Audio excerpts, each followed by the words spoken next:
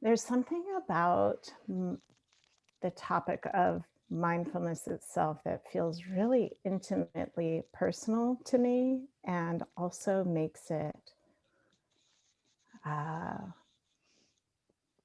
hmm, like I can feel my heart beating when I think about talking about it. I'm not quite sure what that is. Uh,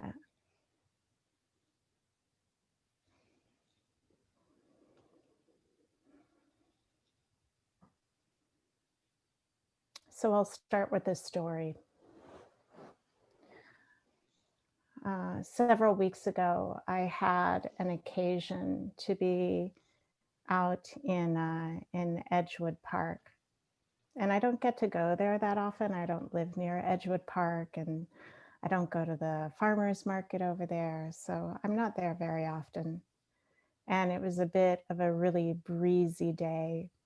And I was sitting on a railing, just waiting to meet somebody. And as I was sitting there, I was watching uh, cars go by. There were lots of cars coming into the parking lot, and a lot of them were big cars. They were like big pickup trucks, and they had lots of noise, like booming from their speakers, and or some of them were like these bigger, fancy sedans, like cars that way out of my price range, from a different world than I live in. And I was watching all of the thoughts go through my head, right? This car is expensive, that car is really big. And then I was noticing the people in the car. And what I kept noticing of the people in the car, that were most of them were men and most of them were Black. And as they were driving in these big cars that cost a lot of money, I was aware of thoughts that were going through my head that are not thoughts that I'm proud of, but they're thoughts that have been with me for a really long time. They've, I'm sure they've been with me since before I was born because they're so much a part of our culture.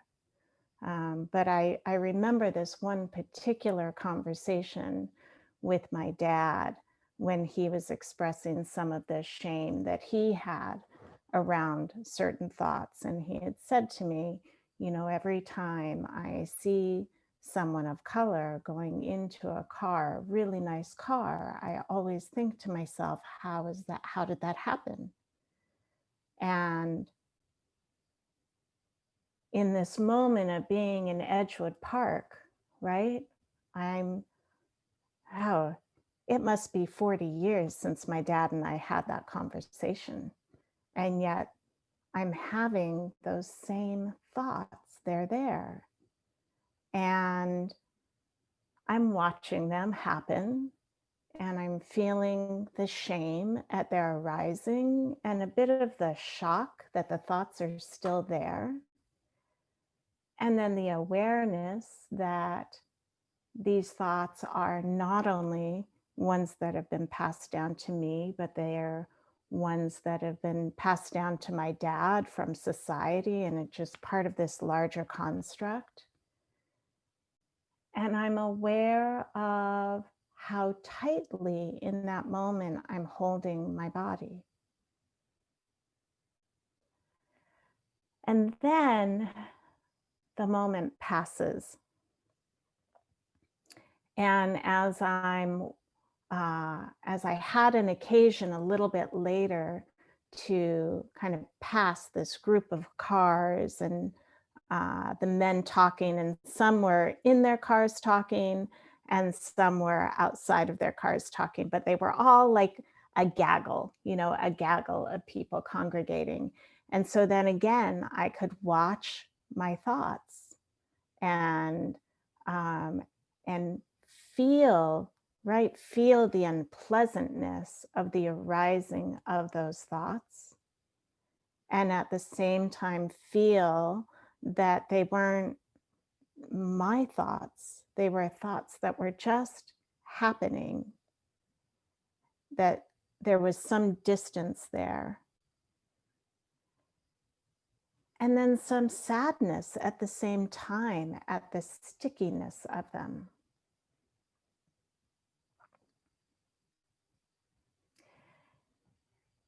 And that situation that happened for me is a definition of why I practice. Uh, is is to see what is there to be seen without being consumed by it. I guess that was the relief, right? That if I wasn't aware in that moment that these were thoughts that were just happening, that they were thoughts that were being passed down, that they were part of an outdated, outmoded collective archetype, right? If I couldn't see that, then I might have acted on them. And it's only for the grace of seeing them that I could remain also separate from them.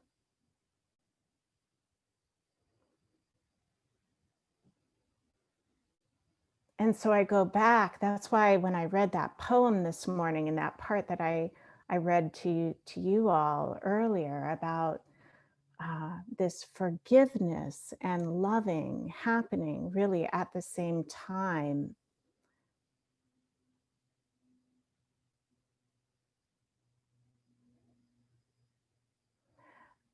That's what sitting, or for me, often lying down, uh, practicing mindfulness formally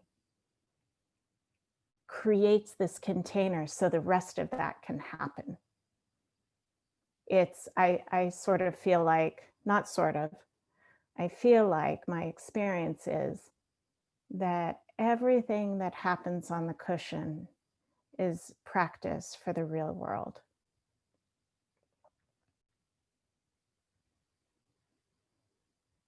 So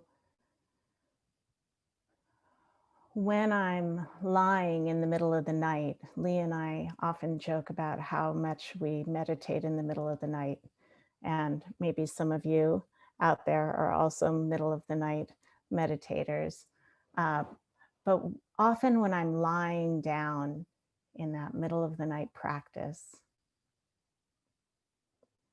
what is speaking to me very loudly are the vibrations and the vibrations of this body. Sometimes there is really strong activation that is attached with thinking.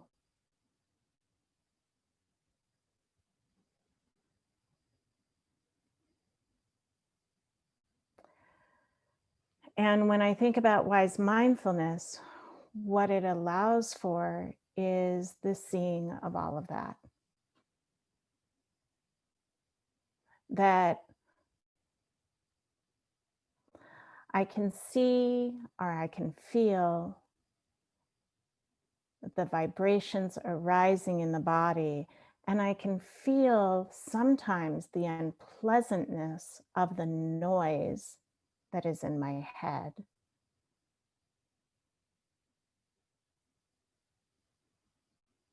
And it's here and then it's gone. And that's one of the things that I was referring to a little bit in the sit, is that I feel like mindfulness, it does ebb and it flows. For me, it comes and it goes, it arises and it passes.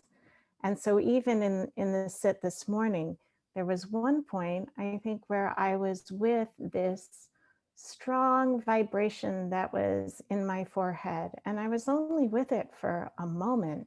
And then I was off somewhere else. I went somewhere else. I don't even know where I went for a moment.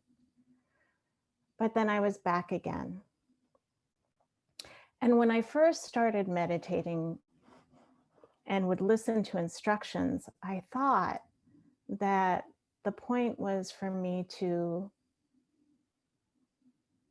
always be aware. And I would work so hard at trying to stay aware and be so frustrated with myself when the awareness would go. The way I think of it now, though, is I think of it as the body's innate wisdom.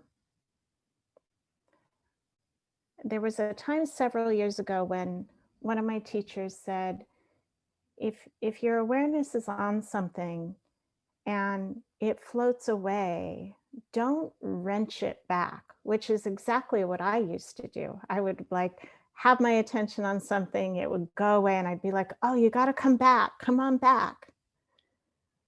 And at that time, I didn't really understand why she said that, don't wrench it back. Like it seemed like a very nice instruction, a very kind instruction. The way I understand that pointer now is all about the wisdom, the natural wisdom, the innate wisdom of our own system. This phrase, we can only move at the pace that our system allows us to, speak so strongly to me and to what wise mindfulness is.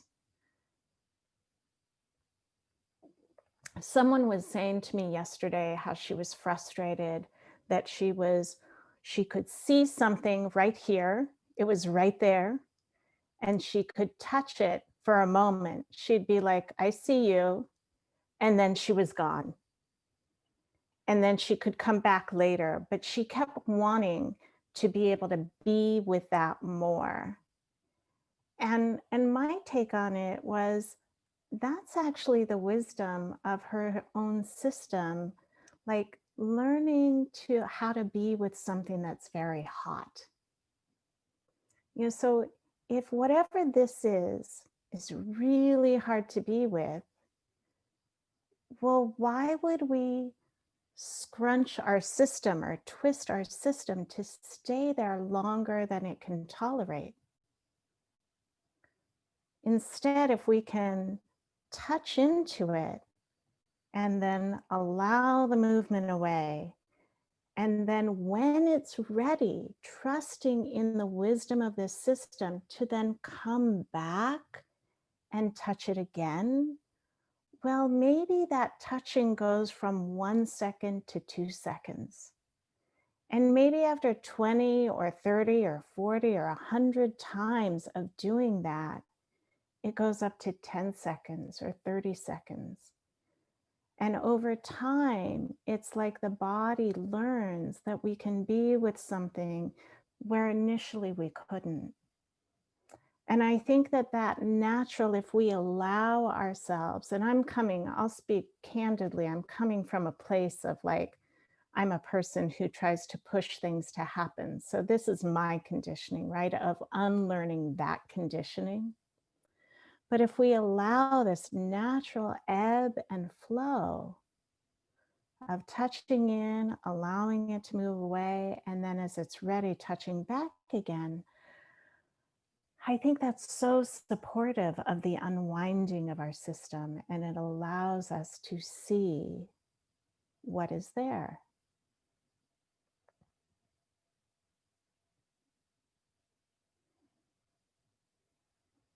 Let me see if there's anything else that I want to say. Yeah.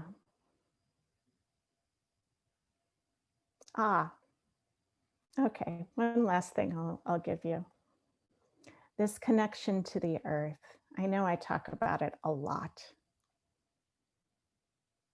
And part of that is because of how I've been taught. There was a time where a lot of my practice really happened in my mind.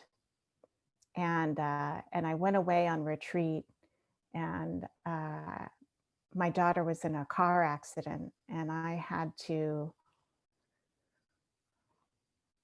didn't know about it until about 24 hours before I came home. And I think I've talked about this before, but I was there at retreat practicing, and the only thing that I could connect to were sensations in my body. That's the only thing in those last 24 hours that I could be with, this connection to the earth, my sensations, and how I was rooted to the ground. So when I was at that retreat, one of the teachers said, "You need to spend the next year finding the earth." And I think it was the most brilliant instruction for me. And so I did that. The next year, I listened to a lot of Ajahn Suchito, and I just kept finding the ground, find the ground, find the ground. And then I went back to that same teacher a year later, and he took one look at me and he said, "Oh, you found the ground." He's like, "Now I want you to dance and find the movement and find the lightness in being." And yet again, that was an amazing instruction for my practice, because what he was pointing to again is this way of titrating back and forth. So here I was way up in the air, right? And he said, "Come back down to the ground." I did that. And then he said, "Now find the lightness, find the movement, this ebb and flow." And I think what he was really pointing to in such a brilliant way was the middle path. That it's not all about the ground, but it's not all about up here either, that there really is this ebb and flow, this coming and going, this feeling of I'm being pulled down, and yet am I also resisting? I'm still, but there's also movement in the stillness. And all of that feels like mindfulness to me.